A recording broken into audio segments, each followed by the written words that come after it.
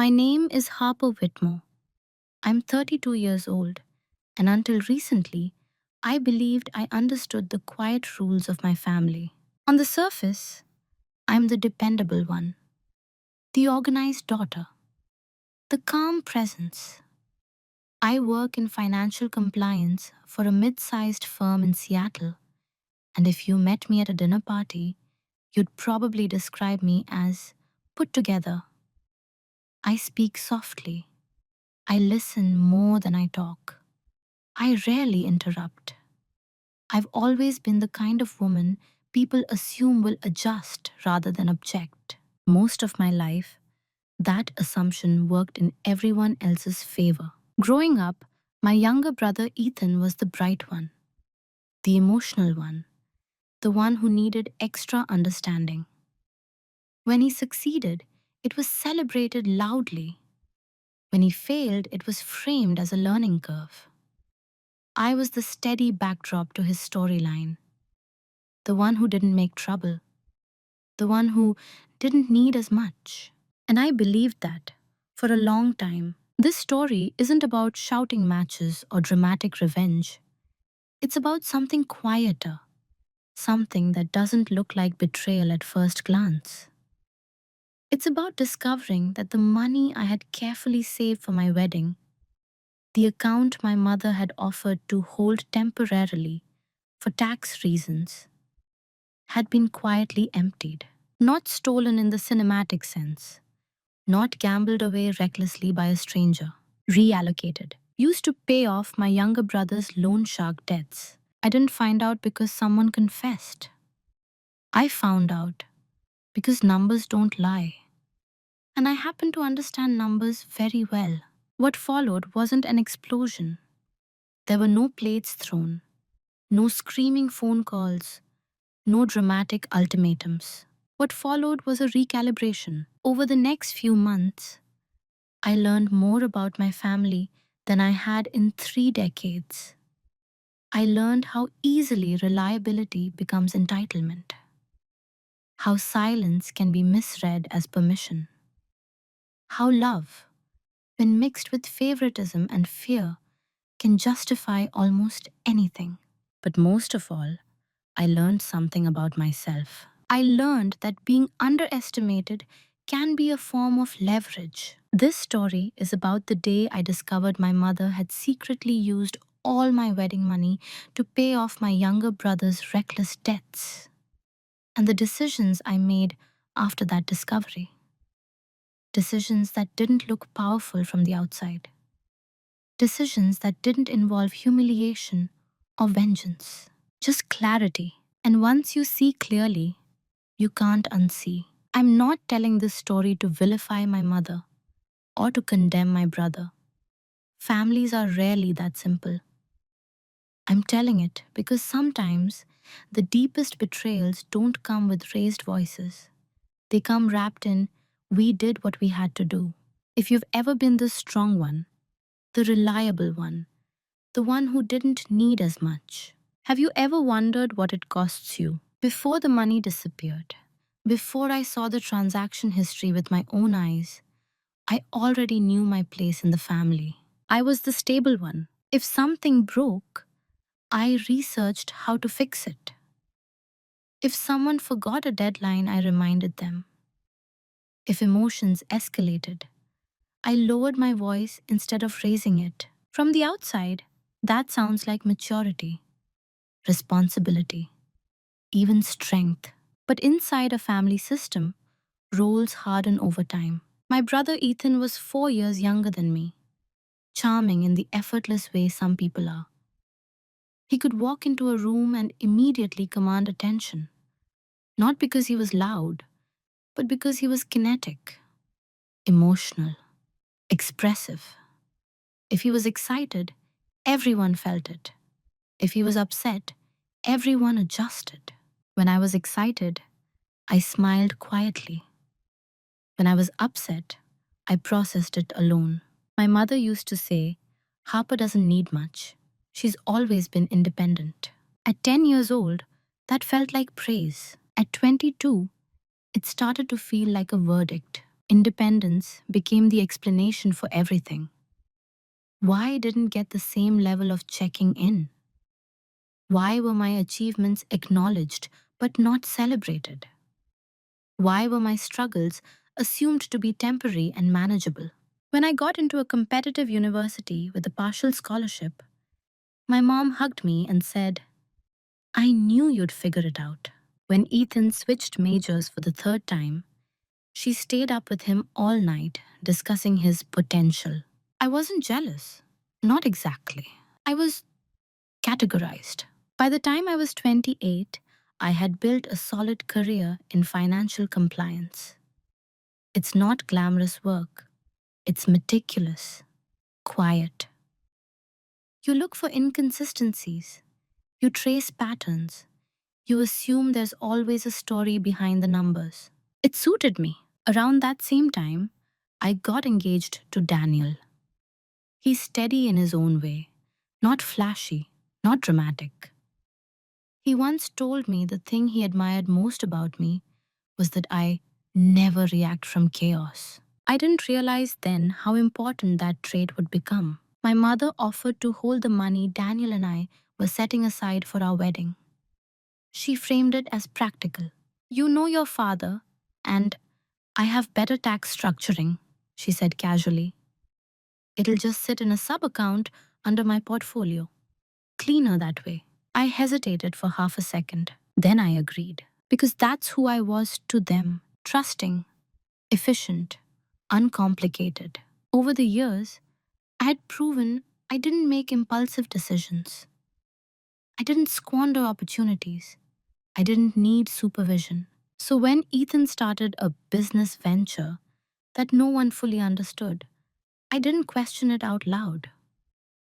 When he mentioned short term lenders helping with cash flow, I registered the phrase privately but didn't interrogate it. That was his lane, his risks, his lessons. And I was never the sister who interfered. If you asked my mother who I was, she would say, Harper? She's the strong one, the one I never worry about. If you asked my brother, he'd probably say, She's got everything together. She doesn't stress as I do. What none of them realized was that being low maintenance doesn't mean being low impact. It just means you've learned to absorb quietly. Looking back now, I can see the pattern. I was the emotional insurance policy of the family, the safe investment, the predictable return, the one whose stability could be borrowed against. And the most dangerous thing about being seen as stable is that people start believing you'll survive anything, even betrayal. The first sign wasn't dramatic. It wasn't a missing balance notification or a frantic confession. It was a tone shift. About 6 months before I discovered what had happened to my wedding fund, I noticed something subtle in my mother's voice whenever I mentioned venues. Daniel and I had narrowed it down to two places. One overlooking Puget Sound, understated and modern, the other a restored greenhouse with filtered light and clean white beams.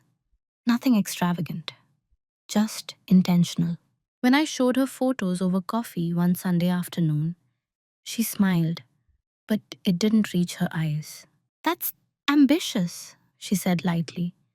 Weddings don't need to be productions, Harper. I remember pausing, not because of the words, because of the calculation behind them. Ambitious? I'd sure shown her the spreadsheets. Every deposit accounted for. Every projected cost aligned with what we had saved. I don't plan emotionally. I plan structurally. It's within budget, I said gently. She stirred her coffee a little too long. Budgets change. Life happens. At the time, I interpreted it as maternal caution.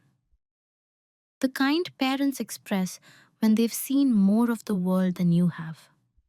I even reassured her. We're being conservative, I said.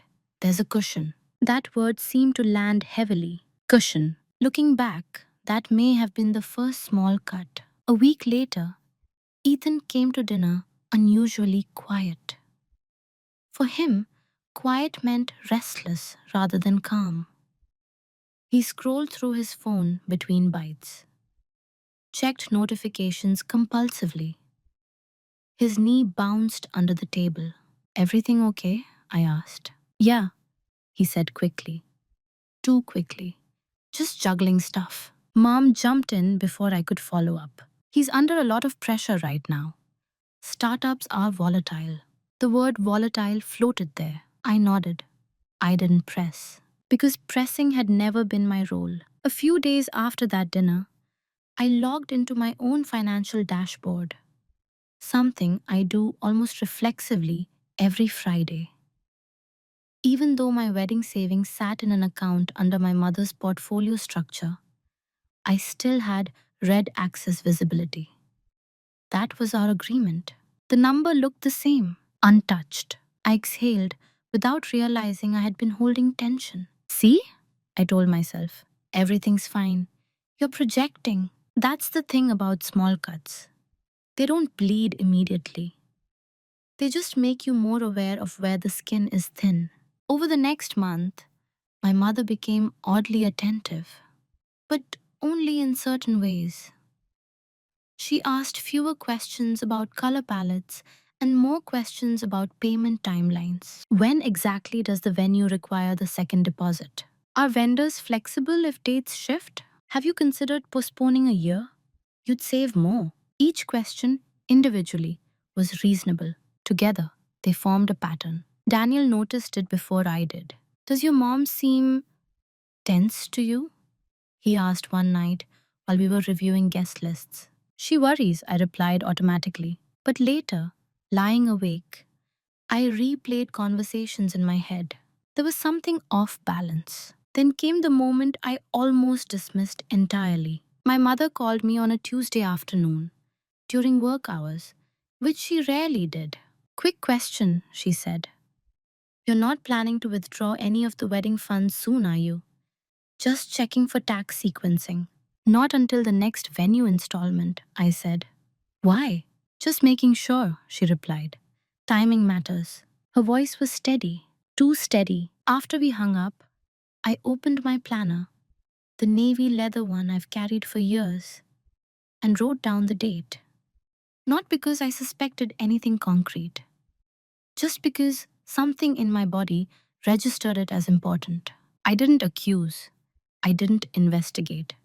I didn't confront. I observed. And that observation, quiet, almost invisible, was the first time I shifted from daughter to auditor. At family dinners, Ethan became more animated again, almost euphoric. My mother relaxed in visible increments. Laughter returned easily. Relief has a texture. It softens shoulders. I noticed. No one noticed me noticing. The first small cut isn't when the damage happens. It's when you realize that something is being managed around you. And you're not inside the circle of information. At the time, I still trusted her.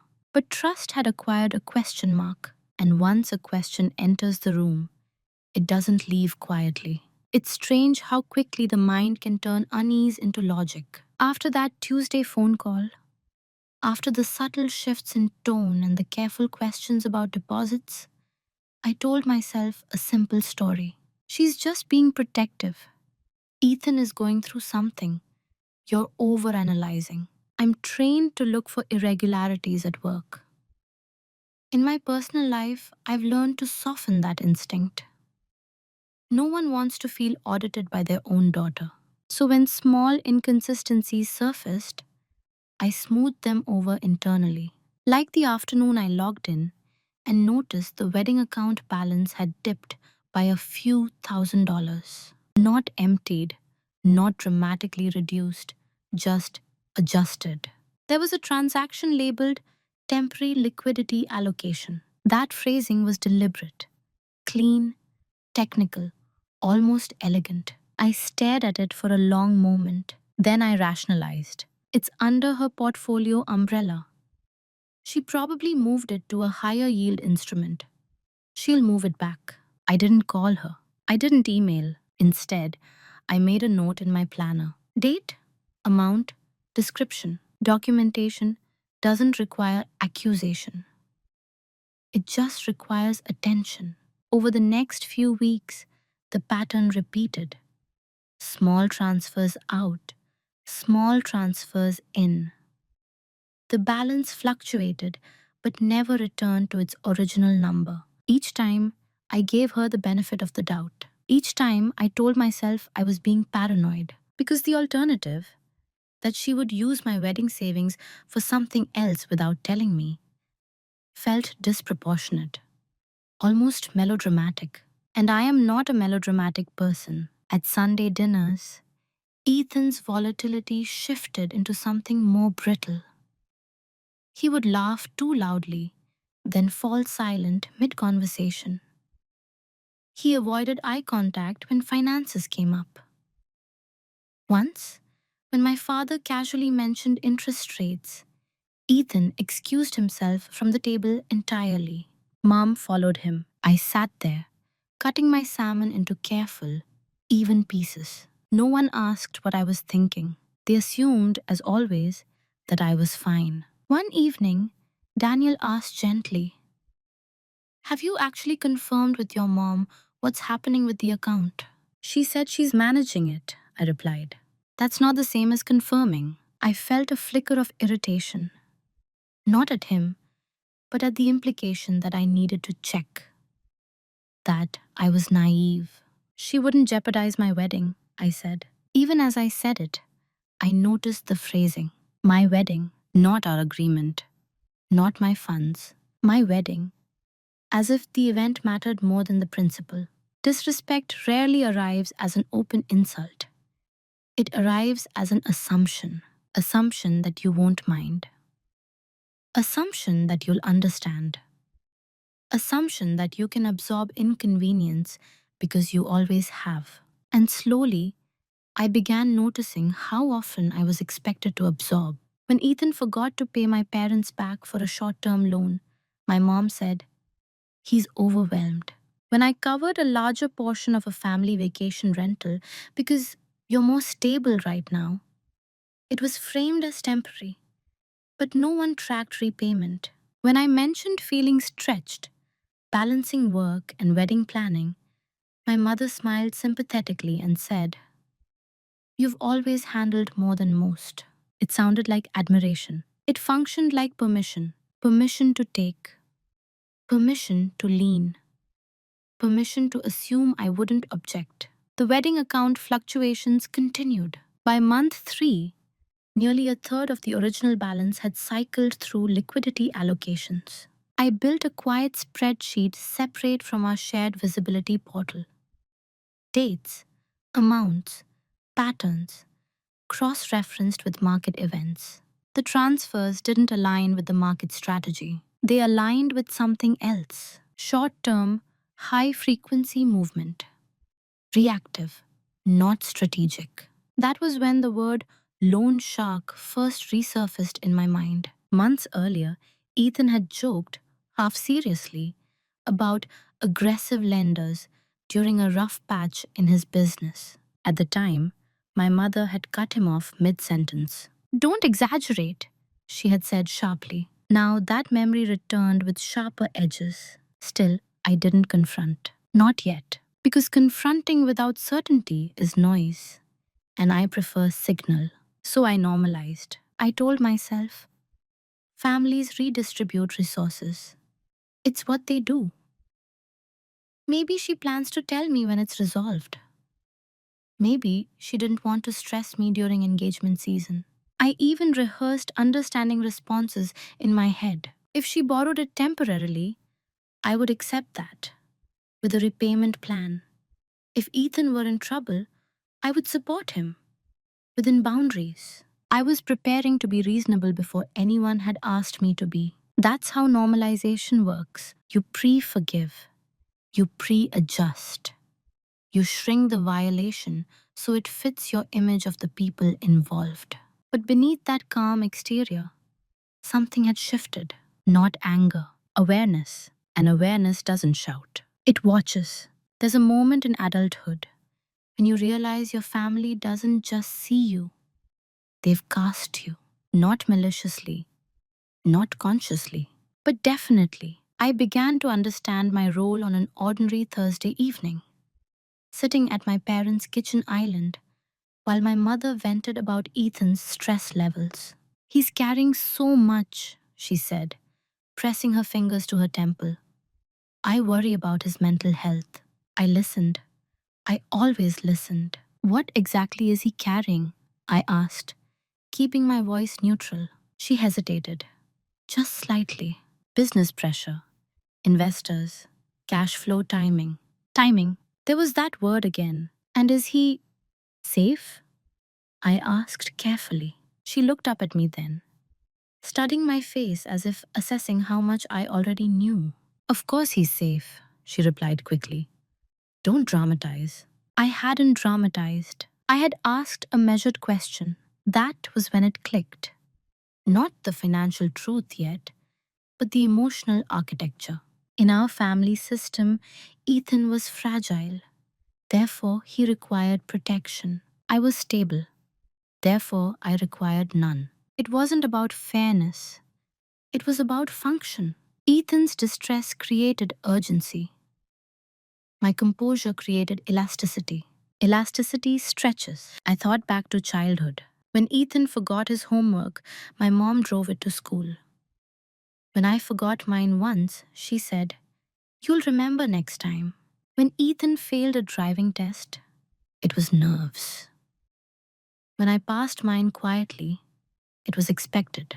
The narrative had always been consistent. Harper will manage. And because I had managed, because I rarely asked for rescue, the idea that I might need safeguarding simply never formed in their minds. That realization didn't hurt the way you might expect. It clarified. A week later, the wedding venue called to confirm our second deposit date. I opened the shared portfolio view that evening, intending to transfer the required amount into our operational account. The balance was lower again, significantly lower. Not a fluctuation this time, a depletion.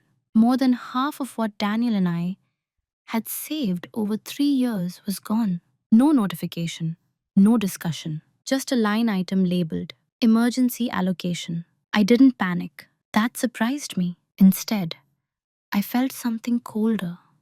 Not rage, recalibration. I sat at my dining table with my laptop open and stared at the transaction trail. The transfer destination was masked within the portfolio structure, but not entirely.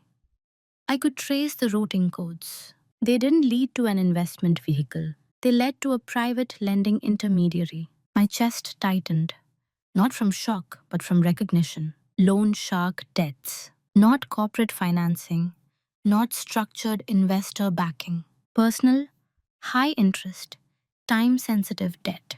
I closed the laptop slowly. In that moment, I understood the full scope of my assigned role.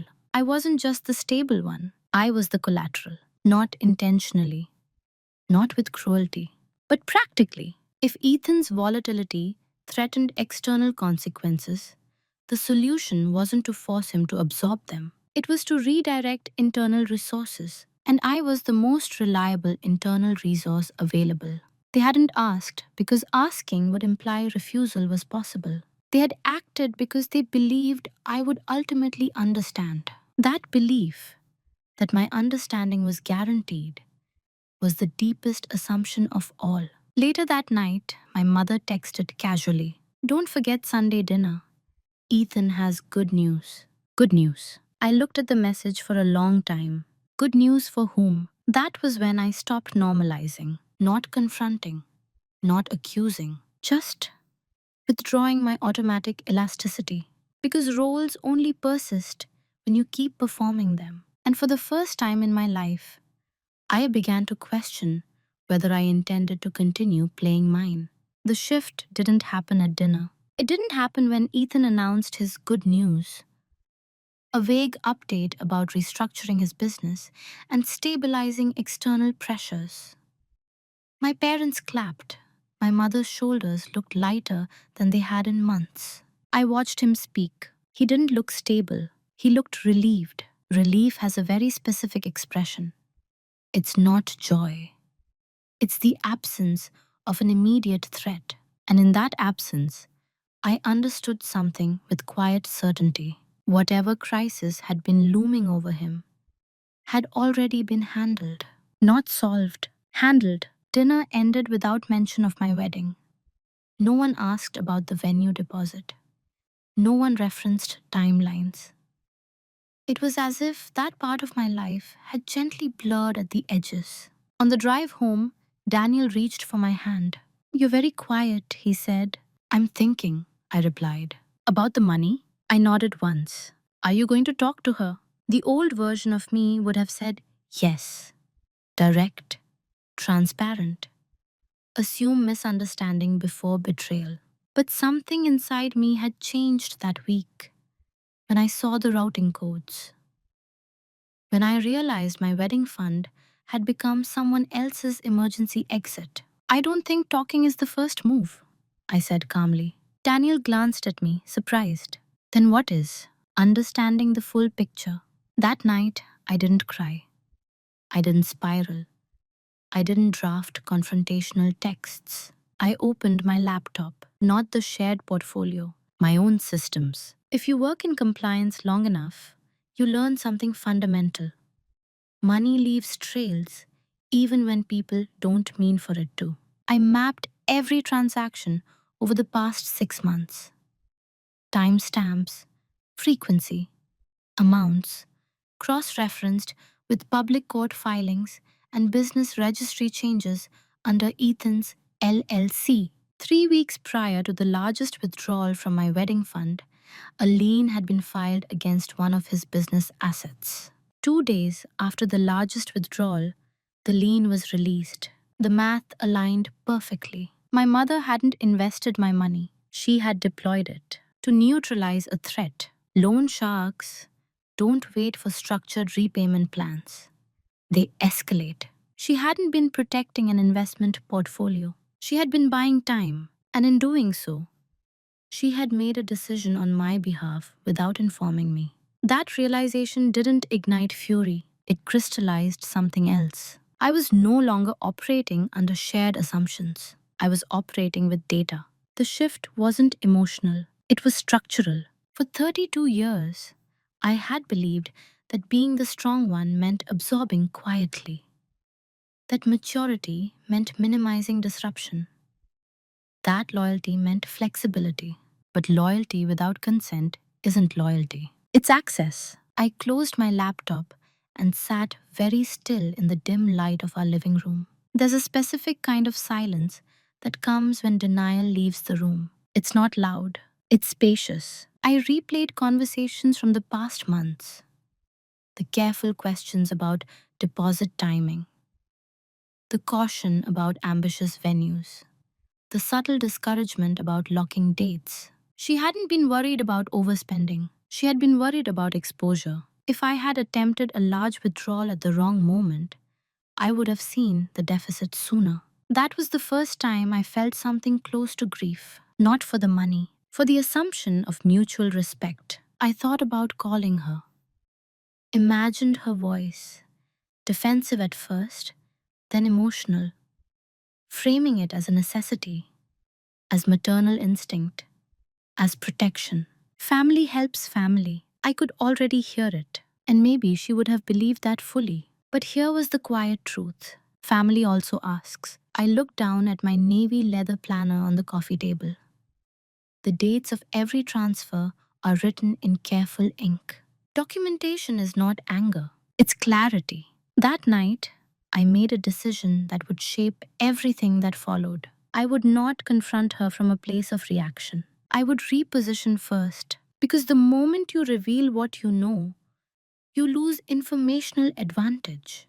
And for the first time in my life, I understood that my silence did not have to mean surrender. It could mean preparation. That was the day something shifted, not outwardly, inside. The daughter who absorbed quietly was still there, but she was no longer unquestioning. And once your internal foundation changes, your next moves do too. Silence feels very different when it's no longer automatic. For most of my life, I was quiet because it kept the peace, because it reduced friction, because it aligned with who I believed myself to be: composed, rational, emotionally contained. After discovering what had happened to my wedding money, my silence changed shape.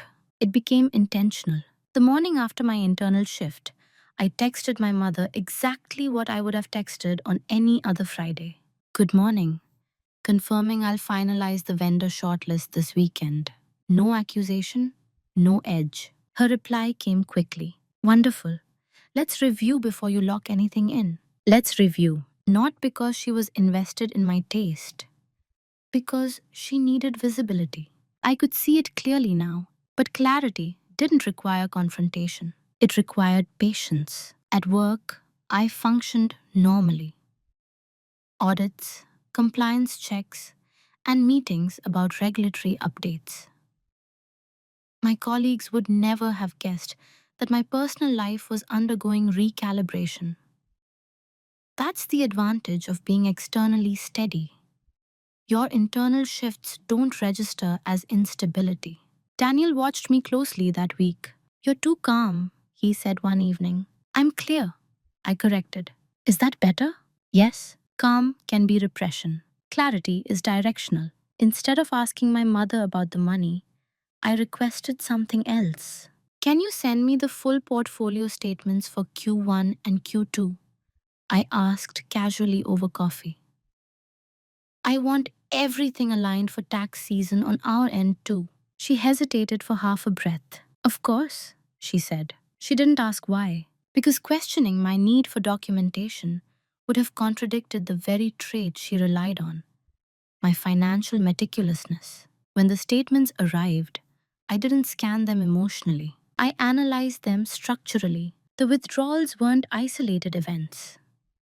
They were reactive transfers spaced around key dates: lien filings, missed payment windows, and escalated interest thresholds. It wasn't mismanagement, it was an emergency triage. And my wedding fund had been the fastest accessible liquidity source. I noticed something else. There was no repayment structure initiated, no incoming transfers earmarked for restoration. This wasn't a temporary loan in progress, it was absorption. That realization could have triggered outrage. Instead, it triggered a strategy. If I confronted her now, she would frame it as a necessity. If I demanded immediate repayment, the family narrative would shift to Harper is adding pressure during a fragile time. I would become the destabilizing force. And for once, I didn't want to carry that role either. So I chose a different path. I opened a new account under my sole control, separate from any shared visibility. I began redirecting my monthly savings there immediately. I also scheduled a meeting with a financial attorney, not to sue, not to escalate, to understand what recourse exists when funds entrusted within family portfolios are redeployed without consent. I asked neutrally. The attorney didn't blink. It depends on documentation and original agreements, she replied. But control structure matters. Control structure. That phrase stayed with me. For years, I had mistaken access for shared control. They had visibility into my stability. I had limited visibility into their decisions. That imbalance was subtle until it wasn't. At Sunday dinner, Ethan was animated again, but differently this time. Less frantic, more performative confidence. Things are stabilizing, he said proudly. We navigated a tight corner. I watched my mother's face as he spoke. Protective, relieved, slightly anxious still. When our eyes met across the table, she held my gaze for a fraction too long. Did she think I suspected?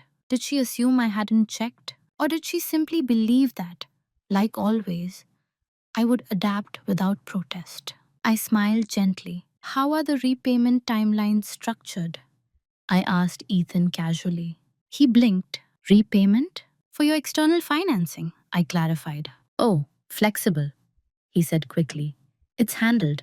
Handled. There it was again. Silence in that moment wasn't submission. It was confirmation. They truly believed the crisis had passed. What they didn't understand was that a different timeline had begun, one they couldn't see. The most powerful position in a shifting system isn't the loudest one, it's the informed one. And for the first time in my life, my silence wasn't about keeping the peace. It was about recalibrating the balance. Preparation rarely looks dramatic from the outside. It looks like routine. After my silence became intentional, I didn't change my behavior in visible ways. I still attended Sunday dinners. I still updated my mother on florist options. I still listened when Ethan described his restructuring wins. But beneath that surface, I began building infrastructure. The first thing I did was reconstruct the original agreement regarding the wedding fund. There hadn't been a formal contract, just emails and a shared understanding. So I went back. I archived every message from the past 2 years mentioning wedding account, portfolio management, and temporary holding. I created a digital folder labeled simply W. Documentation doesn't accuse, it preserves. I found the original email where my mother had written, "We'll hold this safely for you until you're ready to deploy it. It remains yours, of course. It remains yours." 4 words, clear, simple, legally meaningful. Next, I scheduled a second meeting with the financial attorney. This time, I brought printed statements and the email correspondence. "I'm not looking to escalate," I said calmly. "I want options." She reviewed the documents quietly. "Were you informed before these reallocations?" she asked. "No." "Was repayment discussed?" "No." She leaned back slightly. "Then this isn't just family flexibility. It's unauthorized use of designated funds." The word unauthorized settled into the room. I didn't react visibly, but internally, something aligned. For months, I had been softening the language in my own mind. Reallocation, emergency, temporary. Unauthorized was different. It removed emotional framing. It described the action. I didn't file anything that day. I didn't send notices. I didn't threaten legal steps. But I understood the structural truth. I had leverage, and leverage doesn't require noise. At the same time, I began repositioning my wedding plans. Daniel and I moved forward with a scaled down venue. Not because we couldn't afford the original one, but because I refused to create dependence on money that wasn't physically in my control. "We can rebuild," Daniel said quietly one night. "Yes," I agreed, "but we'll rebuild on solid ground." I also made a decision that surprised even me. I removed my mother's access to any future savings information. Not dramatically, not announced. I simply stopped sharing dashboards. When she asked casually one afternoon, "How are the totals looking now?" I replied with equal ease, "We're restructuring." That word again. It tasted different when it was mine. Over the next few weeks, I monitored something else carefully. My brother's spending patterns, public records, business filings, vendor partnerships. When you know where to look, you can see expansion behavior. He wasn't downsizing, he was scaling again, which meant one of two things. Either he had learned restraint, or he believed safety nets remained intact. At dinner one Sunday, he mentioned a potential new investment opportunity. "High risk, high reward," he said with a grin. My mother's smile tightened briefly before relaxing again. I watched that micro expression. They believed the crisis had passed. They did not realize that the only reason it had passed was that my wedding fund had absorbed it. And they did not realize that absorption capacity had ended. Preparation isn't about revenge. It's about alignment. I updated beneficiaries on my accounts. I drafted a post-nuptial financial structure with Daniel to protect joint assets from external family entanglements. I created clear digital records of all historical transfers. Every action was calm, every step was quiet. No one noticed, because they were still operating under the old model. Harper will manage. Harper won't destabilize the system. Harper understands. They weren't entirely wrong. I did understand. I understood that confrontation without infrastructure leads to emotional stalemate. I understood that clarity without action changes nothing. And I understood something even more important. The person who controls documentation controls narrative. If this ever became a dispute, it wouldn't be a matter of feelings. It would be a matter of evidence. One evening, my mother called to check in. "You've seemed distant," she said gently. "Busy," I replied truthfully. "With wedding things?" "With alignment," I said. She paused. "Alignment of what?" "Expectations." Silence lingered for a moment. Then she changed the subject. What they never noticed wasn't my anger. It was my recalibration. They never noticed that I had stopped being elastic. They never noticed that my stability was no longer available for collateral. They never noticed that the quiet daughter had become structurally independent. And when people don't notice the shift, they assume everything is still negotiable. The full truth didn't arrive in a dramatic confession. It arrived in a PDF. 3 months after I began documenting everything, I received an automated notification from a public records monitoring service I use for work. I had set up a quiet alert under Ethan's business name, not because I was trying to expose him, but because I wanted to see movement. The subject line was simple: Notice of Satisfied Private Claim. I opened it at my desk during lunch. The claim amount matched almost exactly the largest withdrawal from my wedding account. Creditor: a private individual operating under an LLC that specialized in short-term asset-backed liquidity. Loan shark: just professionally branded. The timeline was precise. Lien filed. Funds transferred from my mother's portfolio account. Claim satisfied. Lien released. There it was. Not a theory, not a suspicion. A closed loop. I didn't feel vindicated. I felt steady. Because confirmation changes your internal temperature. It removes speculation. It removes self-doubt. It removes the temptation to soften language. The money meant for my wedding had been quietly used to cover my brother's reckless debts. Not partially, not temporarily, decisively. I closed my laptop and walked outside the building. Seattle air in early spring has a sharpness to it. Cool, clarifying. I stood there and let the reality settle without rushing to respond. No one had asked me. No one had warned me. No one had apologized. And perhaps the most telling detail of all, no repayment plan had been initiated even after the lien was cleared. This wasn't a bridge loan. It was a sacrifice by assumption. That afternoon, I didn't call my mother. Instead, I did something more important. I logged into the shared portfolio one final time. The balance was now less than a quarter of its original amount. I downloaded every statement, every transaction record, every routing confirmation. Then I removed my read access visibility, not angrily, not symbolically, functionally. If my funds could be moved without consent, shared oversight was an illusion anyway. That evening, Daniel and I sat at our dining table. The same table where months earlier I had first traced the routing codes. "It's confirmed," I said simply. He listened as I explained the public record notice, the alignment of amounts, and the absence of repayment. "Do you want to confront them?" he asked. "Not yet. What are you waiting for?" "For positioning to be complete." Because here was the quiet truth. Leverage only matters if you know how to deploy it. If I confronted them immediately, the conversation would collapse into emotional framing. "We were scared. We didn't want you stressed. Family comes first." And technically, they would not be entirely wrong. But consent matters. Autonomy matters. And most importantly, precedent matters.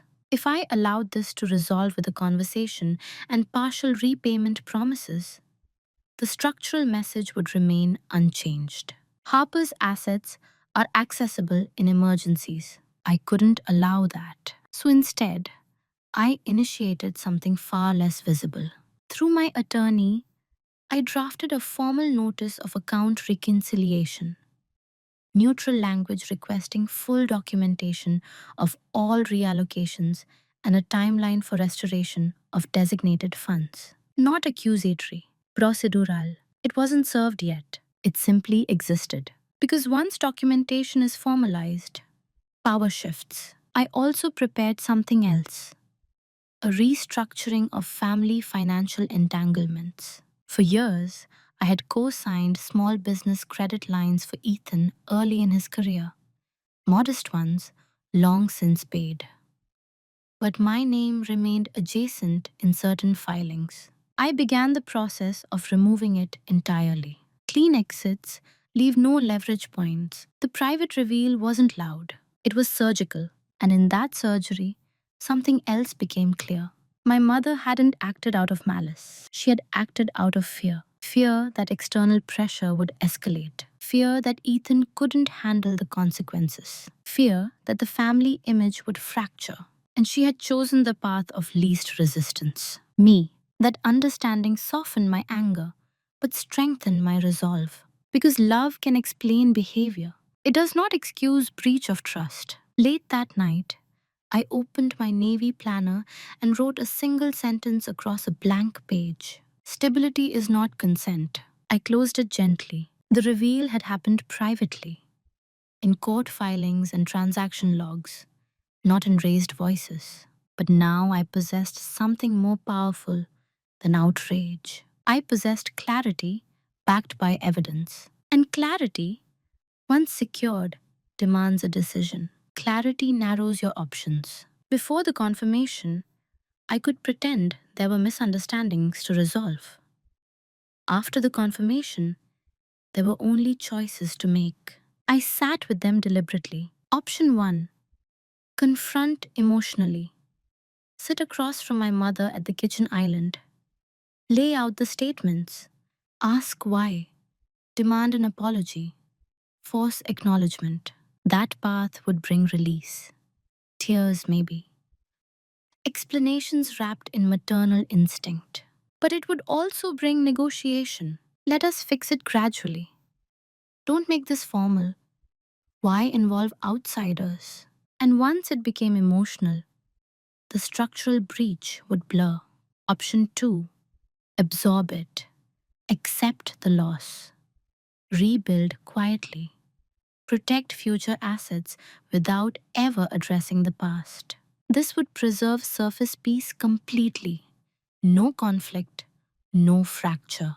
But it would cement the role I had just outgrown. Harper absorbs. Option 3: act procedurally. No emotional confrontation. No public humiliation. No shouting. Just documentation. Formal acknowledgement. Structural correction. Irreversible in a quiet way. I knew which one aligned with who I was becoming. But irreversible decisions require stillness before execution. One Sunday afternoon, my mother invited me over alone. I miss talking to you, she said softly when I arrived. You've been distant. I studied her face. She looked tired in a way I hadn't noticed before. Not villainous, not calculating, human. Have you been under financial strain lately? I asked gently. Her eyes flickered. The smallest fracture. Why would you ask that?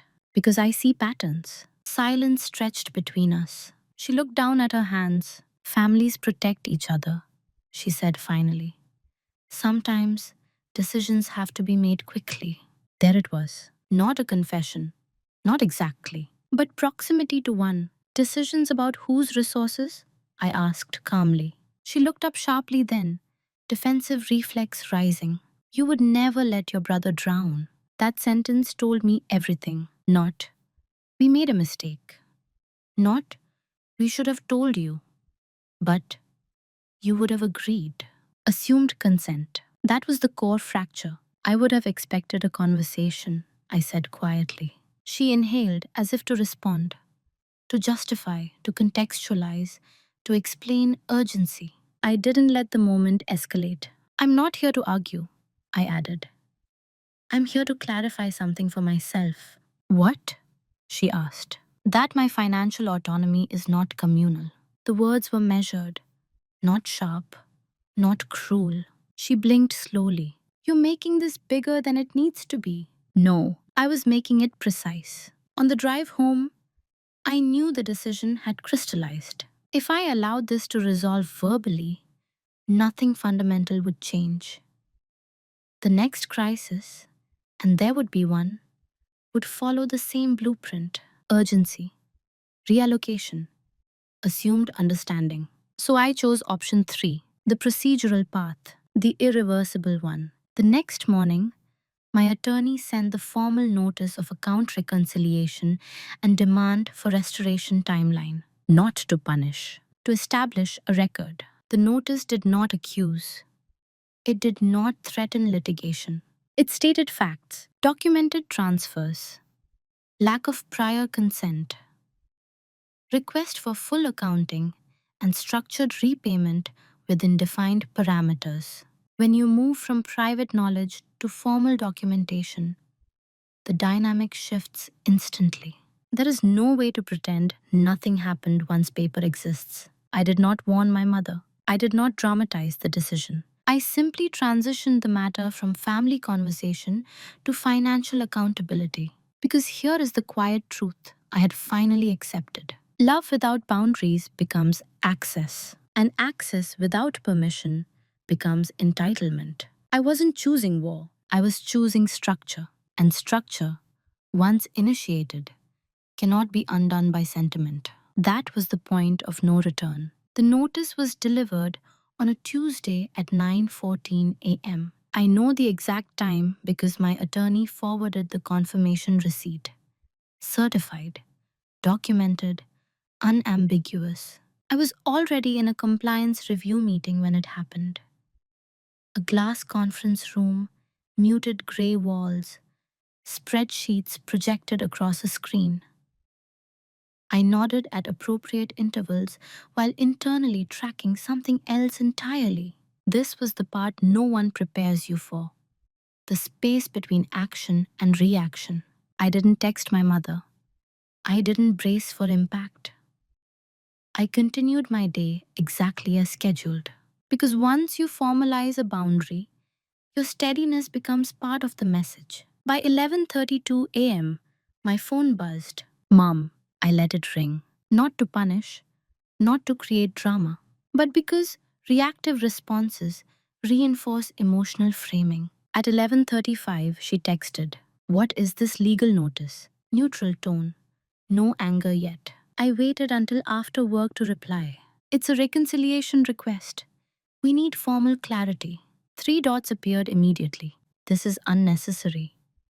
You could have just talked to me. Why are you escalating? There it was. The narrative pivot. Escalation implies aggression. Procedure implies hostility. But I had done neither. I had documented. That evening, Daniel and I went for a walk along the waterfront. The air was cool, steady. Boats rocked gently in their slips. The world felt normal. You're not shaken, he observed quietly. I expected this, I said. What happens next? They respond formally, or they don't. Either way, it's recorded. By the next morning, my father called. He rarely inserted himself into conflict. That alone signaled the weight of the notice. Harper, he began, measured but strained. Your mother is very upset. I imagine so. This feels extreme. Documenting financial use isn't extreme, I replied calmly. It's standard. He exhaled heavily. Ethan was in a dangerous position. I'm aware. And you would have helped. Yes, I said, after being asked. That distinction hung there. Silence followed. What do you want? He asked finally. Restoration of designated funds. Structured timeline. Written acknowledgement. Not apology. Acknowledgement. Because acknowledgement resets precedent. Over the next few days, Something subtle shifted in the family ecosystem. Ethan stopped posting about expansion plans online. My mother's tone in texts became restrained. Sunday dinner was postponed. No one accused me directly, but the atmosphere tightened. What they were feeling wasn't financial loss. Not yet. It was loss of assumption. For the first time, my resources were no longer elastic. And elasticity, once removed, forces recalculation. Meanwhile, I continued making structural moves. I finalized the removal of my name from any lingering business associations tied to Ethan's ventures. I updated estate planning documents. I transferred the remaining balance from the shared portfolio into an escrow account pending reconciliation. That last step triggered another message. "You're draining the account," my mother wrote. "I'm securing what remains," I replied. "You don't trust us?" Trust without safeguards had already been tested. "This is alignment," I said. Notice the language. No accusations. No emotional accusations. Just clarity. What no one noticed during those days was how carefully I maintained external normalcy. I still sent wedding updates to extended relatives. I still attended work events. I still answered friends' questions about venues with a smile. Power doesn't require spectacle, it requires consistency. 3 days after the notice, my mother's attorney responded. Polite, professional, acknowledging the transfers, citing family emergency circumstances, proposing a repayment schedule over 18 months. 18 months. I reviewed it without visible reaction. They had moved from denial to negotiation. The system was adjusting. And here's the quiet truth about moving in silence. When you act without emotional display, others reveal their position more clearly. Had I shouted, they would have defended. Had I accused, they would have countered. Instead, they were adapting, which meant the boundary had landed. The consequences had not exploded. They had begun, and no one, not even my mother, could undo the fact that the matter now existed on paper. Structure changes. Families more than arguments ever could. Consequences rarely announce themselves. They appear first as inconvenience. The Sunday dinners stopped, not officially cancelled, just rescheduled repeatedly. My mother claimed exhaustion. My father cited work. Ethan was traveling. Avoidance is its own admission. The repayment proposal sat on my desk for 2 days before I responded. 18 months was designed for comfort. Theirs, not mine. I sent a counter-proposal through my attorney. 12 months. Quarterly documented payments, interest adjusted to match the rate charged by the private creditor whose lien had been satisfied. That last detail was deliberate. If my funds had been used to neutralize high-interest debt, then restoration would reflect the same seriousness, not punitive, equitable. The response came slower this time. When my father finally called, his tone had shifted from strained to subdued. "Your terms are firm," he said. "So was the decision made without me," I replied evenly. "You're putting Ethan under pressure." "No," I said quietly. "Reality is." There was a long pause. "He's trying to rebuild, and I'm trying to protect what's mine." That was the first conversation where my father didn't argue. He understood structure. He had built his career around contracts and timelines. Emotional framing works less effectively on people who respect documentation. Within a week, the first quarterly payment arrived, on time, documented, transferred directly into the escrow account. I didn't celebrate, I logged it. At the same time, subtle shifts began surfacing around Ethan. He downsized his office space. He sold one of his vehicles.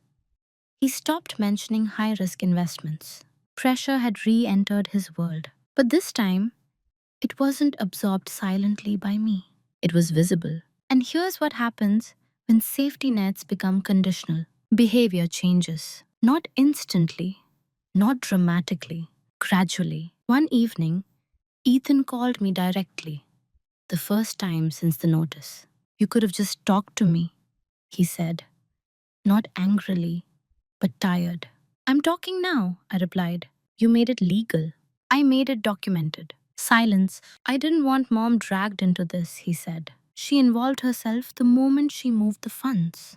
He exhaled sharply. I was cornered, and I would have helped, I said calmly, if asked. He didn't respond to that, because that was the part no one could undo. Assumed consent had cost them something more than money.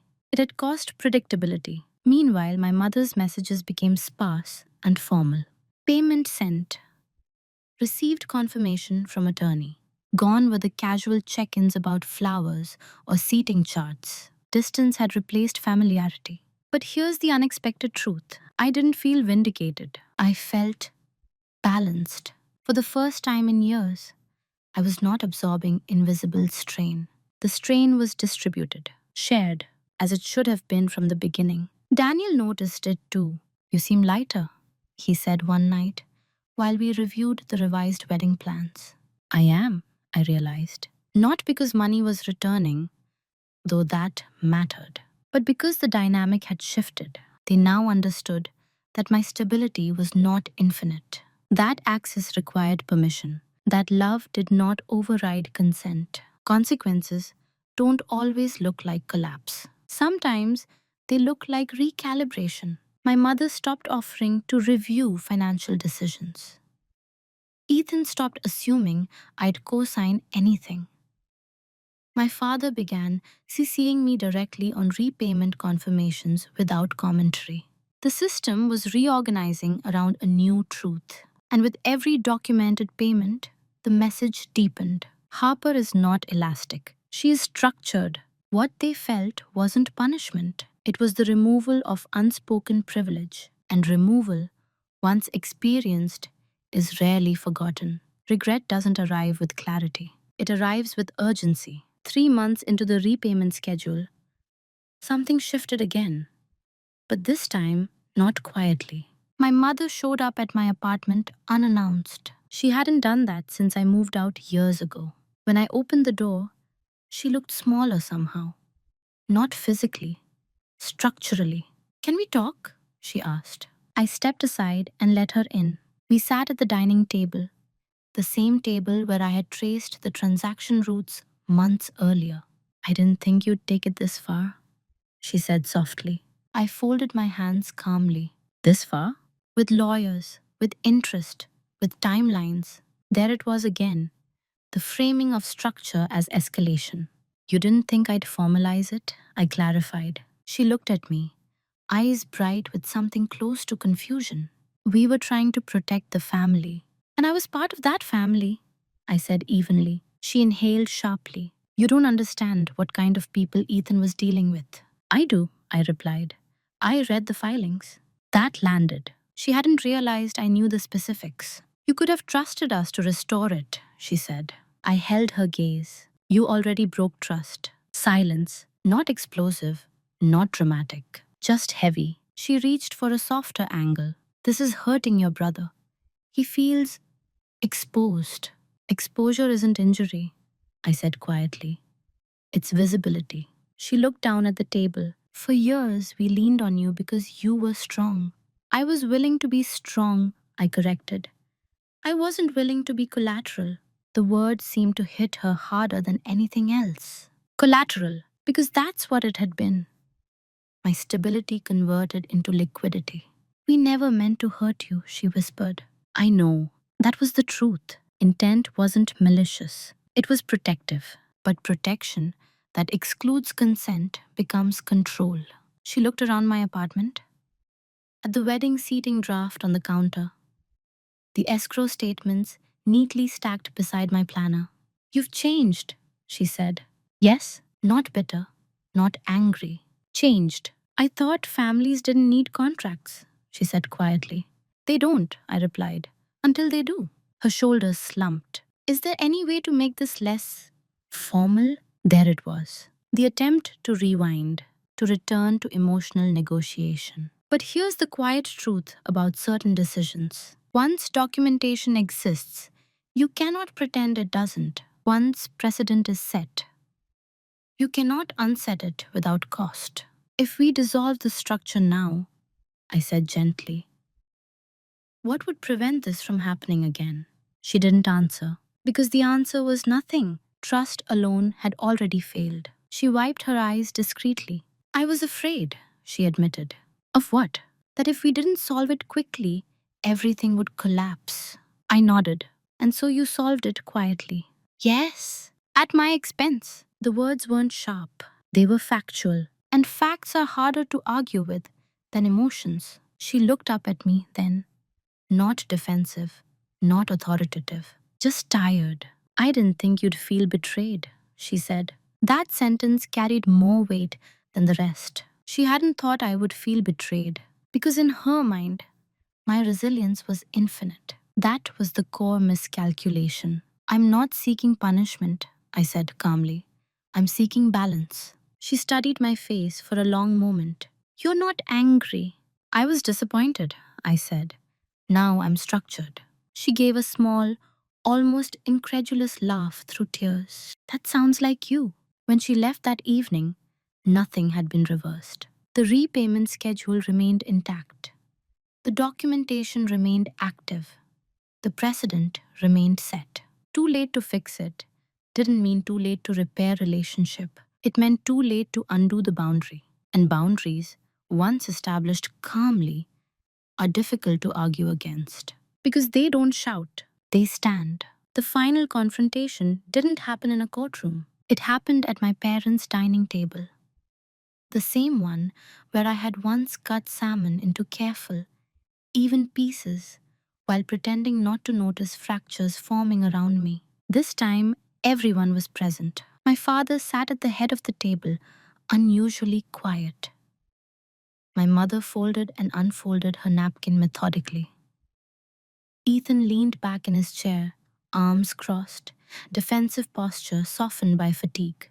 No raised voices, no dramatic entrances, just acknowledgement that the air needed clearing. Ethan spoke first. I messed up, he said, not looking at me directly. I made decisions I shouldn't have. I nodded once. I know, I didn't ask Mom to use your money, he added quickly. She offered. My mother flinched slightly at that. It was my choice, she said. I believed it was temporary. Temporary without timeline isn't temporary, I replied calmly. They both fell silent. My father finally spoke. We handled it poorly, not emotionally, not defensively. Factually, yes, I agreed. There was something strange about how steady my voice felt. Months ago, I might have trembled through this conversation, afraid of seeming cold, afraid of fracturing connection. Now I wasn't afraid, not because I didn't care, but because the structure was already in place. I would have helped, I said quietly, but I would have chosen how. Ethan finally met my eyes. I didn't want you involved. You involved me the moment my funds were used. He swallowed. I thought you'd understand. I do understand, I said. That doesn't mean I consent. That distinction lingered. Consent. It's a word usually reserved for personal boundaries in obvious contexts. But financial autonomy requires it too. My mother's voice softened. We were trying to keep the family intact. And I'm trying to keep myself intact, I replied. There was no anger in it, just equilibrium. Ethan exhaled slowly. The repayment schedule is tight, he said. It's proportional, I answered. He gave a small nod. I won't ask you for anything again. That's not what I want, I said. All three of them looked at me, surprised. I want transparency, I clarified, not distance. That seemed to shift something subtle in the room. Because this wasn't exile. It wasn't punishment. It was recalibration. My father leaned forward slightly. You've always been the steady one, he said. I still am, I replied. But steady doesn't mean silent. Silence fell again, but not heavy this time. Reflective. For years, confrontation in our family meant raised emotions and quick smoothing over. This felt different. No one was performing outrage. No one was minimizing impact. We were simply naming what had happened. and that's often more uncomfortable than shouting. My mother reached across the table slowly. I'm sorry, she said. Not dramatic, not tearful.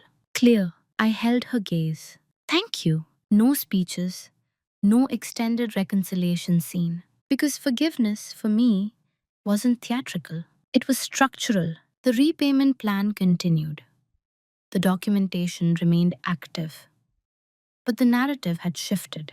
Not Harper absorbs, not Harper escalates. Harper defines. When dinner ended that night, no one hugged dramatically. No one lingered awkwardly. We stood. We cleared plates, ordinary gestures. But beneath them was a new understanding. Strength without boundaries invites misuse. Strength with boundaries commands respect. And respect, once established calmly, doesn't require volume. People assume transformation looks dramatic. A new wardrobe, a louder voice, a colder demeanor. Mine looked almost identical from the outside. I still carry my navy leather planner. I still speak softly. I still prefer listening before responding. But internally, the architecture is different. The wedding happened 6 months later, smaller than originally planned, intimate, intentional, paid for entirely through the funds Daniel and I rebuilt ourselves, and the structured repayments that continued arriving precisely on schedule. There was something deeply grounding about walking down the aisle, knowing every dollar behind that day was transparent. No hidden reallocations, no blurred agreements, no silent sacrifices. My mother attended, of course. She helped with centerpieces. She didn't offer to manage anything financial. That was new. Ethan came too. He hugged Daniel firmly and congratulated him with sincerity that felt earned rather than performative. He had downsized further, refocused, slowed his risk appetite. Consequences reshape behavior when they are consistent. Our relationship now feels different, not distant, but defined. He doesn't assume access. I don't assume responsibility. There's clarity in that. Sometimes, in quiet moments, I revisit the question that once unsettled me. Was I too harsh? But then I look at the documentation. The structured repayments completed in full within the revised 12-month timeline. Not delayed, not negotiated down. Completed. Structure didn't destroy the family, it matured it. The biggest shift, though, wasn't in them, it was in me. I no longer equate love with elasticity. I no longer pre forgive hypothetical breaches to maintain harmony. And I no longer interpret being the strong one as permission for others to make decisions on my behalf. Strength, I've learned, is not measured by how much you can carry. It's measured by what you refuse to carry silently. Daniel once asked me recently, do you think this would have happened 5 years ago? Yes, I said honestly. And what would you have done? I would have absorbed it. Quietly. That version of me wasn't weak. She was conditioned. Conditioned to smooth, to minimize, to rationalize. Now, when someone says, you've changed, I don't flinch. I have. But not into someone colder, into someone clearer. My mother and I still speak weekly. There's an ease returning, but it's different, less entangled. She consults me before referencing anything financial. That small shift speaks volumes. Trust is being rebuilt, not assumed. And I don't resent her. Fear drove her choices. Protection guided her miscalculation. But boundaries guide me now. I'm still the steady one. The difference is this: my steadiness is no longer available for unauthorized use. And that subtle shift, quiet, documented, consistent, has altered every dynamic in my life. Not through volume, through definition. If you had asked me a year ago what betrayal looked like, I might have described something dramatic: raised voices, slamming doors, a confession that split a family in two. What I learned instead is that some betrayals are procedural. They happen quietly. They happen under the banner of protection. They happen because someone believes your strength makes you safe to draw from. The day I discovered my mother had secretly used all my wedding money to pay off my younger brother's reckless debts, I didn't lose my temper. I lost an illusion. The illusion that being dependable guarantees consideration. The illusion that love automatically includes consent. The illusion that silence equals harmony. And here is what I want to leave you with. You can love your family deeply and still require structure. You can understand someone's fear and still refuse to carry its consequences alone. You can stay calm and still be immovable. Quiet dominance is not about humiliation or revenge. It's about documentation. It's about alignment. It's about refusing to let your steadiness be mistaken for surrender. I didn't expose my mother publicly. I didn't shame my brother. I didn't explode. I formalized, and in doing so, I changed the precedent of my entire family, not by becoming louder, by becoming defined. Sometimes people think boundaries will break relationships. In my experience, the right ones refine them. Because once expectations are clear, resentment has less room to grow. If you're the strong one in your family, the reliable one, the low maintenance one, the one who doesn't need much, I want you to ask yourself something gently. Are you being appreciated or are you being accessed? There's a difference. And once you see it, you can choose how to respond, not from anger, from clarity. If this story resonated with you, I'd love to hear your perspective. Have you ever been the stable one everyone relied on and realized that your stability was being assumed rather than respected? How did you handle it? Tell me in the comments. Video hữu ích, hãy ấn like và đăng ký kênh để ủng hộ mình nhé. Chúng ta sẽ gặp nhau ở những video tiếp theo. Bye bye.